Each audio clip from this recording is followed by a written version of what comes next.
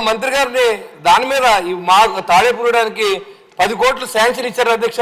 కాంట్రాక్ట్ని పనిచేయమని అడిగితే మాకు పాత బిల్లులు ఇస్తేనే చేస్తాం, లేదా నేను చెయ్యం, లేదా మీరు గట్టిగా మాట్లాడితే మేము ఆత్మహత్య చేసుకుంటాం అనే పరిస్థితిలో కాంట్రాక్ట్లు ఉన్నారు అధ్యక్ష.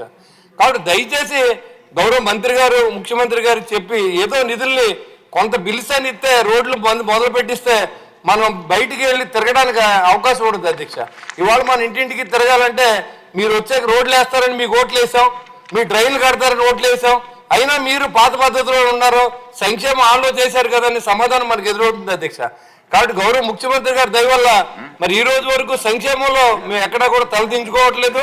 కానీ ఈ ఇన్ఫ్రాస్ట్రక్చర్ని, రోడ్లను కూడా మనం అభివృద్ధి చేయడానికి సహకరించాలని చెప్పి నేను గౌరవ మంత్రి గారిని కోరుతున్నాను అధ్యక్ష. మీ ద్వారా మరి త్వరితగతిన మరి రోడ్లు కొంత బిల్లులైనా చెల్లిస్తే ఆ కాంట్రాక్టర్లో పని చేయించుకుని రేపు పొద్దున్న రోడ్ల మీద తిరిగి మనం చెప్పుకోవడానికి మన కూటమి ప్రభుత్వం వచ్చిన తర్వాత మేము పలానా రోడ్లు వేసాం, పలానా బిజ్జీలు కట్టామని చెప్పే అవకాశం ఉంటుంది. కాబట్టి దయచేసి స్పీకర్ గారి ద్వారా మంత్రి గారు నేను అడుగుతున్నాను అధ్యక్ష, ఒకవేళ రోడ్లు ఏమైనా వేస్తారా, మొదలు పెట్టిస్తారా, ఆ బిల్లు వాళ్ళకి ఏమైనా ఇస్తారా అని చెప్పి ఈ సభాముఖంగా మంత్రి గారు నేను అడుగుతున్నాను అధ్యక్ష.